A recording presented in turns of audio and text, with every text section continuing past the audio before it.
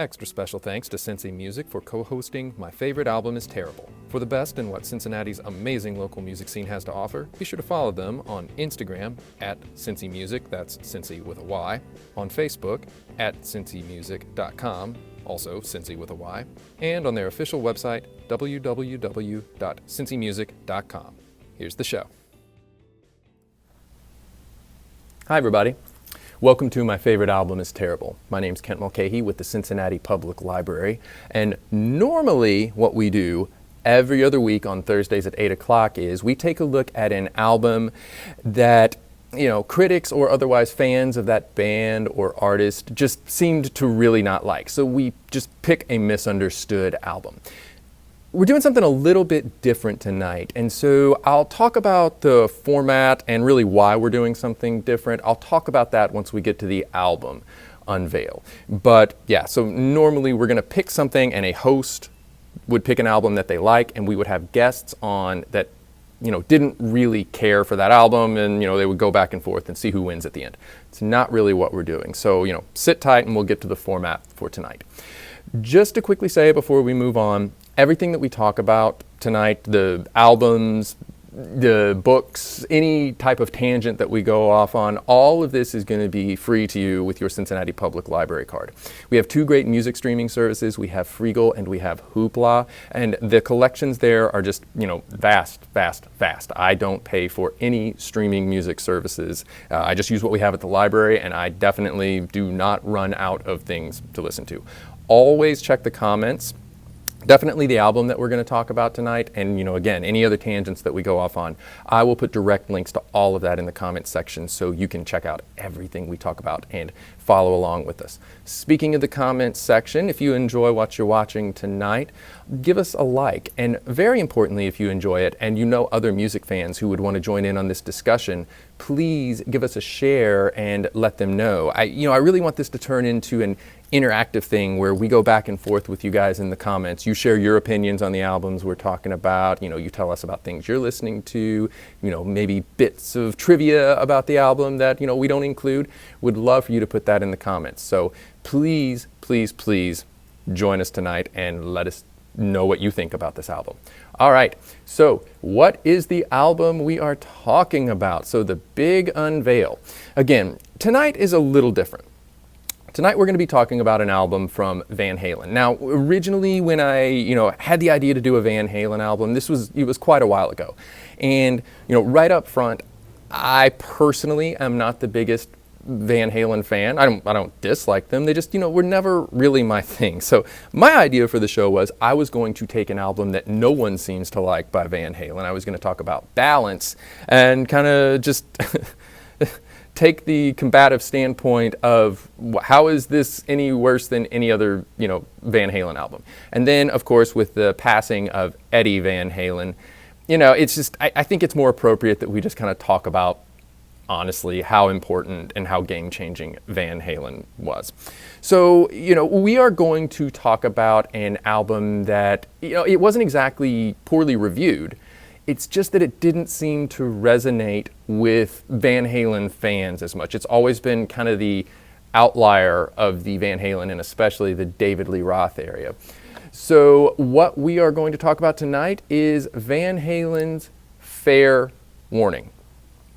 Fair Warning was released on April 29th of 1981.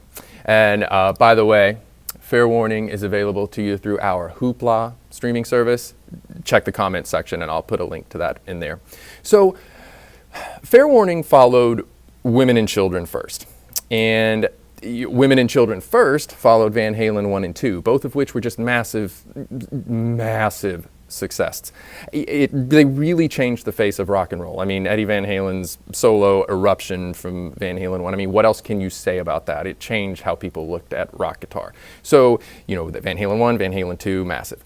Women and Children First was the third album, and it had some hits on it. It had And the Cradle Will Rock and also Everybody Wants Some. So it was a big album. So by the time they got to Fair Warning, it kind of seemed like they were wanting to change things up a bit. They were really known as like a party band is reductive, and I don't mean to say they're just a party band. They could definitely play. But they were just a big arena, massive rock band. And so when Fair Warning came out, it didn't hit. I mean, in retrospectively, it was the lowest selling album that David Lee Roth was on. So, that says something about how it was received. And again, as I mentioned earlier, it was one of those critics seemed to love it and still do, but the fans still are a little, I don't know what to think about Fair Warning. I say critics love it. Rolling Stone was an outlier in that. Rolling Stone gave it 2.5 stars, saying that the only interesting thing about the album was that at the very, very, very, very end of the album, some synth parts come in, and that was the first time Van Halen experimented with synthesizers, and maybe we'll get into that a little further on into the discussion. So Rolling Stone was an outlier in most of the critics who loved the album, and by the way, you get free access to Rolling Stone online with your Cincinnati Public Library card. Got to plug that there.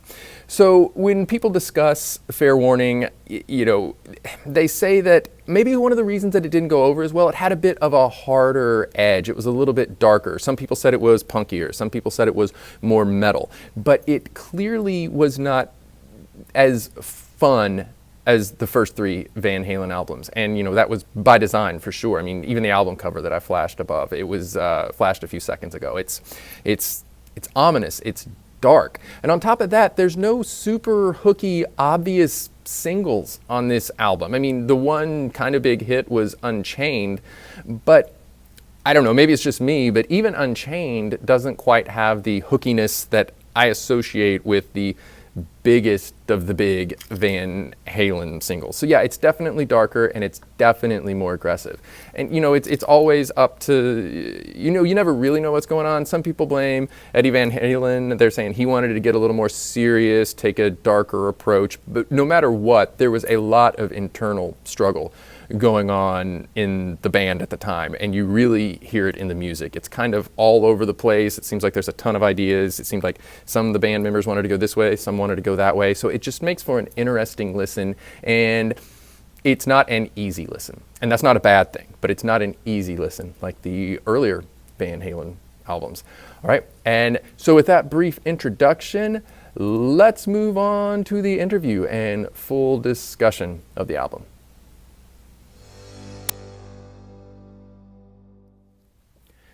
Tonight's guest is local musician and graphic designer Jason Snell.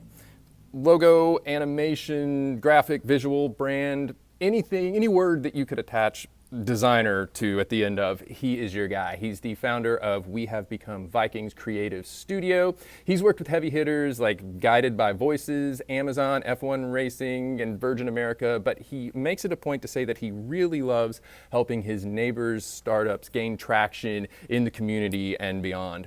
Currently, he's a creative director at BLDG, and he also occasionally lectures at the Art Academy of Cincinnati. Right, so Van Halen, designer, why is Jason here tonight? Jason was the David Lee Roth of the Van Halen tribute act Man Halen, and that means he was the singer of Man Halen. I saw them accidentally years ago at the Comet. I went to see my friend's stand-up set, and once I got there, I saw that after my friend, there's going to be a cover band doing Van Halen songs. And as I mentioned in the intro, honestly, I'm not the biggest Van Halen fan overall, so I was like, I don't want to stay for a cover band doing Van Halen songs. But then I saw them setting up. They were dressed the part. They clearly had the musical chops to pull off this very difficult music, and they were just having so much fun. And I stayed, and honestly, it was probably one of the most fun nights I ever had watching local music around here. So when I had the idea that I definitely should do a Van Halen episode, immediately I thought Man Halen, so I reached out to them. Jason got back to me, and so here we are. Let's bring him on. Jason, how you doing tonight? Hey, great. Thanks for having me. This is a lot of fun. Looking forward to talking a little bit about Van Halen, Man Halen, all that good stuff. Yeah, no, I'm really, really excited about it, and I know you're busy, so thank you so much for that. We will just go ahead and we will jump right into it. So when I reached out to you and we were talking back and forth about what we should chat about tonight, you told me a story about the first Man Halen gig and how you kind of stepped into fill a gap that Cincinnati was going to experience when it comes to Van Halen. So yeah, could you tell us a little bit about that?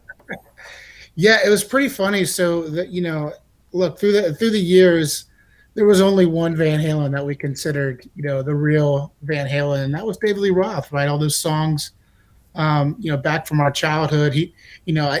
Kid of the '80s, and when I started listening to him, there was a lot of older guys around the neighborhood who was already into him and things like that. But fast forward to 2000s, and there was this talk of a Van Halen reunion tour with David Lee Roth, and we got excited, and a lot of buddies who play in other bands and stuff. We started kicking around this idea. We're like, oh my gosh, like through all the ridiculousness of David Lee Roth, he's coming back. They had a couple shows. They had a tour book. They were playing Cincinnati Riverbend. Tickets were over $100, and a bunch of friends and we just said, let's do a band. Let's call it Man Halen. It's a bunch of bigger. Well, I'm the bigger guy in that. I'm like, I'm going to sing David Lee Roth and all that good stuff. So we're like, yeah, let's do it. And Northside Yacht Club, which I think was Gypsy Hut at the time, we said, let's just do it. For those who can't afford $100 ticket, come on down. I think the show, buy us a beer or whatever. And we did full costume, and, we're going to do like, the whole get up and everything. And, Dave Cupp, Scotty Wood, those guys are great musicians, and they worked their tail off to get it right. And it was so much fun. What you show up at like 5 or 6 o'clock to load gear in on a local bar show, and what we didn't realize was it had been raining a lot that week, and they actually canceled Riverbend. It overflowed water. So all these people, we got to Yacht Club Gypsy Hut, and there was a line out the door. This is North Side, and there's a line out the door, and there's people there ready and willing to see Man Halen. So, it was crazy. It was like our first show. We didn't know how we were gonna, be, but we knew we had the energy of the crowd. So it was awesome. It was a crazy night. We didn't go on until like 11:30 midnight. Capacity. People were surfing in there, and I think we, at one point throughout the night, there was a couple guys who were standing up close who had been there forever, with their arms crossed, watching Dave Cupp play guitar, missing a couple notes here and there, but which was funny. And we kind of invited that too. So, it was an awesome evening, and it kind of sparked the whole interest of like Man Halen, just doing something at least once a year to just be silly. So let's get into a controversial topic really quick about your Man Halen days. So as everyone knows, like there's Van Halen and there's Van Hagar. And, maybe people who are watching stick around past the credits. There might be an Easter egg involving that. I don't know. I can't, predict the future. People generally, diehard Van Halen fans really hate the era when Sammy Hagar took over. You guys only did David Lee Roth era tunes. Did you ever get a request in the middle of a show for a Sammy Hagar tune? That's an awesome question. Actually, we started one of our shows off, and we actually got bombed by a Sammy Hagar impersonator who thought he was going to take the show over. He was in full garb, ready to go. He came out with his like Can't Drive 55, hot red guitar and everything, and it was great. But we had to show him the front door, which was off the front of the stage. So. Yeah, I think if you came to a Man Halen show, you quickly knew that there was no room for Hagar on that stage. When you asked him to leave, did you say, "Sorry, Sammy, not right now"? Right. No. Yeah, all the songs had love in it. There wasn't much love on that stage. No love, and no love for him here tonight. So before we move on to the album, before we talk about Fair Warning, just really quickly, Eddie Van Halen passed recently, huge loss. What can you say that hasn't been said? But do you have anything to say about losing Eddie? Well, I mean, I think it's funny. A lot of people didn't realize he started off as the drummer with him and his brother, and he quickly learned that his brother could play really good drums, so he jumped over to the guitar. And just seeing how he just created a whole genre and style that people are still trying to mimic today. Um, he did he did whatever he wanted, Yeah. and I really admire that spirit. Yeah. Agreed. All right. So, before we're gonna get the backstory up to fair warning from you. So, what was your introduction to Van Halen? Yeah, great question. For me, it was always like that 1984 record, right? I kind of came in. Yeah. That always seemed to be playing around on in my dad's van growing up, in the cassette or on WTUE that was up in Dayton. A lot of early Van Halen, all the big hitters, even stuff off 1 and 2 was always playing, which Yeah. Arguably their first two records coming out of the gate, a lot of people argue that that's their best, which I could see that. But, the intro was a lot of the pop stuff with 1984 and things like that. And it wasn't really until I started to kind of listen to music more and dive into playing music that I realized that there was just so much more to offer. Again, back to the singing styles, but also like bringing all that instrumentation together and, just creating, whether it was pop stuff or even like punkier stuff in that Fair Warning record. But that's where I originally started, probably with a lot of other folks my age, I imagine. Let's talk about overall outliers in the Van Halen catalog. And let's toss out Van Halen 3, the one album they did with Gary Cherone. Singer of Extreme.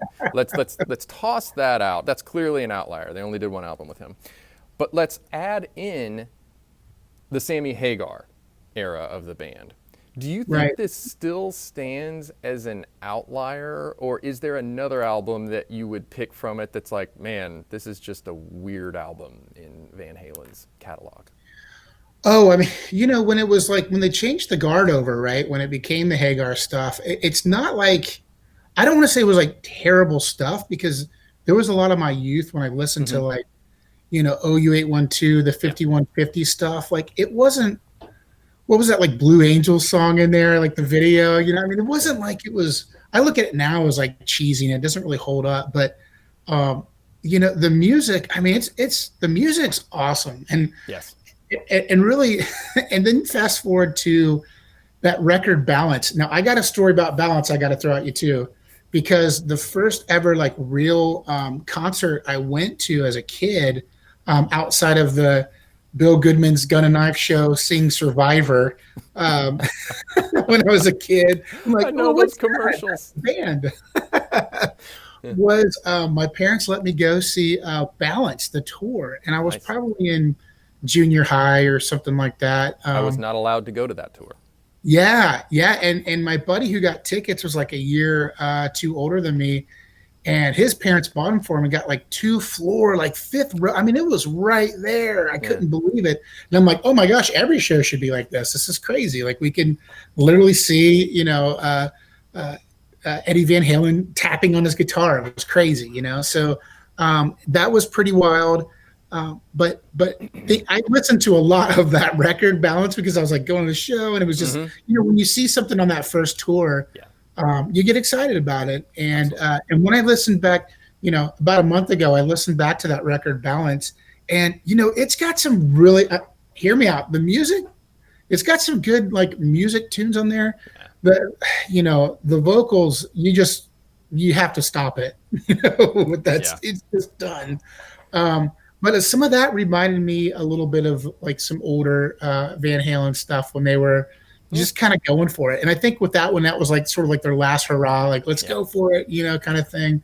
Big Fat Money, one of the singles. I mean, that was a pretty rollicking tune. I mean, his guitar squealing the whole time. I think by that time everyone was like, just get out of Eddie's way. Yep. So. For fair warning, I think an interesting thing about it, there was turmoil in the band. It was clear, some people wanted to go one way, some people wanted to go the other. And it's almost like they were self-sabotaging is a little strong of a word, but like, okay, Unchained, kind of the main single from that.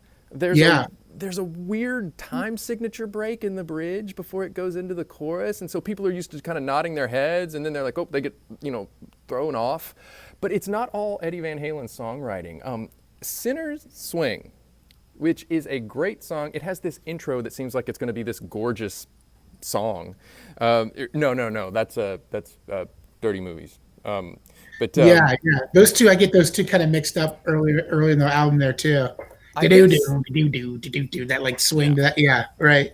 I think Sinner's Swing could have been a single, but David Lee Roth drops an F-bomb right at the beginning, which I don't know if they ever did. And I'm like, so it's not just Eddie, it's like that choice was kind of in that song. So I don't know what their mindset was, what they were hoping for. You're right. For that record, it just seems like, it almost felt like this was going to be, they didn't know if like this was going to be their last one. So I think they just kind of, it was like a fist fight. Yeah. Like it just felt like a brawl, like the whole record is a brawl. Yeah. And it's funny, the self-sabotaging, I couldn't agree more because, David Lee Roth, he's going the whole time, but it's like they tried to, outright each other on some of these changes and switches because they're going back and trying to play this stuff, especially Sinner's Swing, to try to get that swing and to like rip into it. And then like with the solo and then you rip back out of it. There's a lot of tension in those songs. And I think that's why like the feeling that it could break any moment or then it could just punch you in the mouth. Yeah. That's why to me, I think a lot of people talk about this record being like challenging to listen to. But I think that's what makes it so great because you do have songs like Unchained that just are, it's like up here. It just like drives and drives and drives. And then they break it down, not to get ahead of ourselves, but we were talking like that synth stuff where, they pull it all down. And I even see that as like, that could be on a hip hop record today and sound super cool. If someone did like, if someone like went back and listened to this, with like hip hop in mind and that idea of like the sampling stuff, I think they would find some incredible gems. I'd love to hear like a mashup with this, So I can't believe you brought that up. This is in my notes that I was going to say. So let's jump to those synths. First of all, we're referring to the last two songs on the album, Sunday Afternoon in the Park and One Foot Out the Door. Sunday Afternoon in the Park is an instrumental that almost serves as like a 1 minute-ish intro to the 2 minute One Foot in the Park. And is it the first time you really hear that prominent of a synth in Van Halen, I think? Gosh, I feel like it is because there's so much of it that sounds like synth stuff earlier, but it's like guitar, it's Eddie, like just, figuring things out and doing things. 1984 has got a lot of synth stuff on it with some of the bigger hits on there. But this might be like some of that stuff in the studio where, were they working with, Moogs and things like that and some of that stuff. And, it's just so like, it like, it's so boomy and massive. Mm-hmm. And to kind of set that up where even the speed of it just like changes and it like starts off as this like, arena thing. I could imagine them like having that, sing this tour and that actually being like the start of the whole show or something, like an intro. It almost feels like an intro to something, like an intro to what's next with these guys or something. Cause I love it. And I don't know if it's the first, but I feel like it is. I think you're right. All right. So, looking at the time, I know, you're a busy guy. I want to be respectful of that. So sadly, Man Halen is pretty much, for right now, defunct, correct? Yeah, defunct is a hard word. I think when you start thinking about 2020 and this year, right, you start reminiscing of live shows, and I certainly am, and like every other musician that played every other weekend, it seemed like I miss it, and you try to do things where you bring in the Zoom and the Google Hangs and that stuff, but it isn't the same, right? And I couldn't imagine David Lee Roth making a career off Zoom. Maybe, he's pretty wild, but we had a really amazing run. We had a lot of, we'd always do at least one big show a year, and and it would just be a party. And I think an excuse to have a party Yeah. and get into tights, Yeah. you know. Well, But I'm not saying it's dead. There's always an excuse to get the band back together, you know. Well, then that's good to hear because I was doing some internet stalking of you guys. And the fact that you just said, the door's not totally closed, I would guess that this person will be stoked to hear that.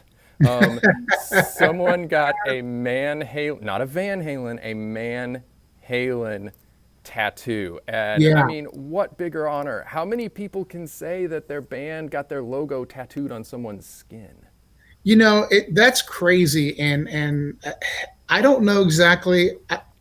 I think there are a few of these out there, and I remember seeing. So I remember seeing like one of these out in Portland from a buddy who he had played in a bunch of different places. We had shared the stage with another band, Ohio Knife, out in Portland, and for some reason he pulls this thing up and has this tattoo, and I was just like, what's happening here? So yeah, I mean, it's like I think at least for a decade we had a pretty good we had we held our own, I guess you could say.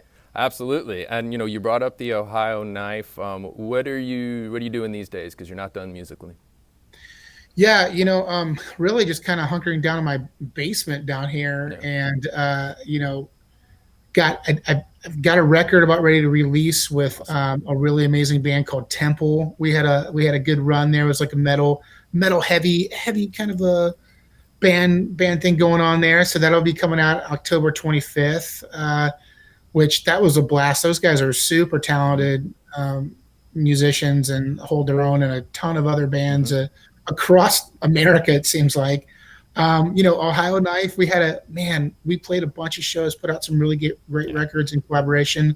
That's we had to stop because we like half the band, more over half, 2/3 of the band had kids, Yeah. so that changes your life a little bit with that too. So musically, I think this whole like COVID thing just puts things in perspective, and you either kind of get creative or you bury that stuff. And I think we're going to see a lot of new music come out here in the Yes. next couple of years, and I definitely want to be a part of that. And can you imagine how hard musicians are going to go on stage when they're allowed to play again? The Oh shows are my going to be hard. gosh. Yeah, it just, again, I'll think about like, bands like Van Halen, like they were a live band. Like Yes. they couldn't survive COVID. I mean, I don't, it's, even things like bands like that, it's incredible.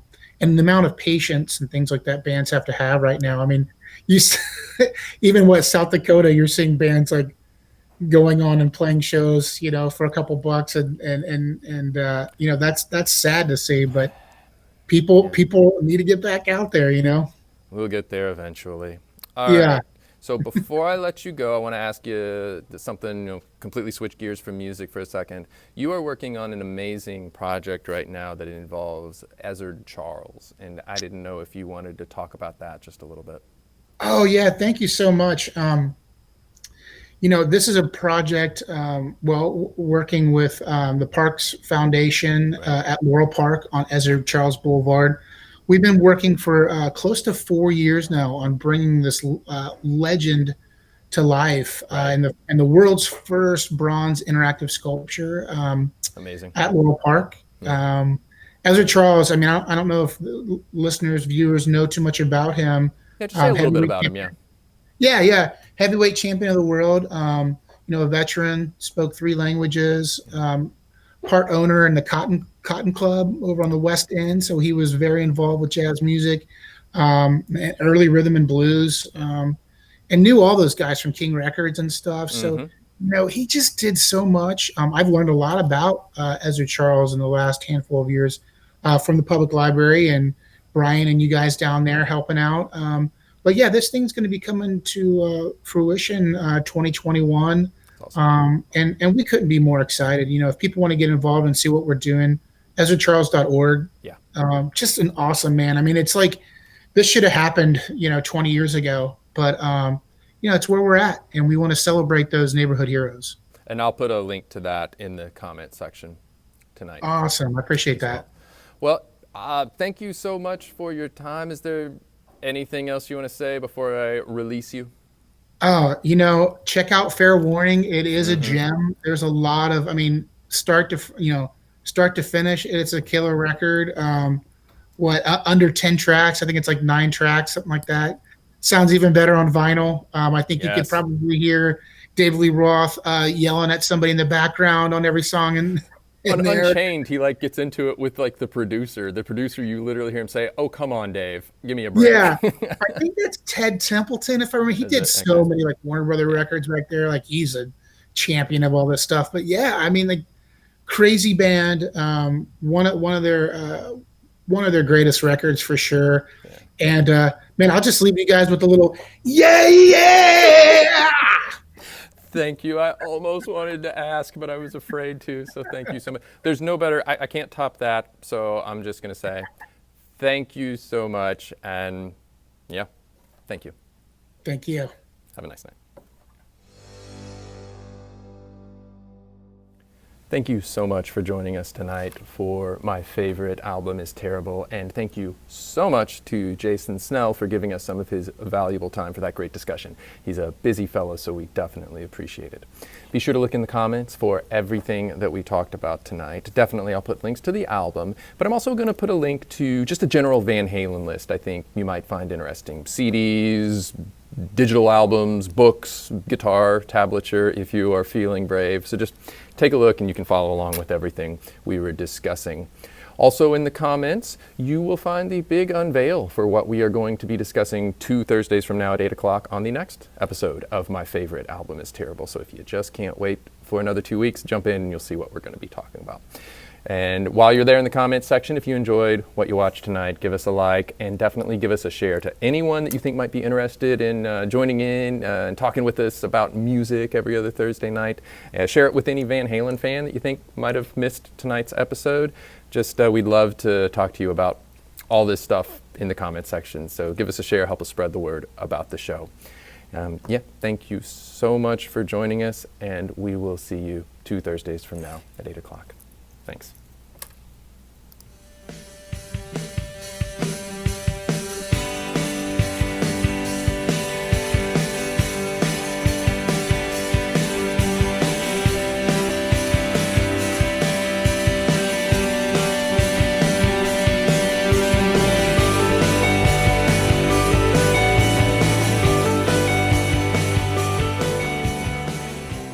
Van Halen, not Van Hagar.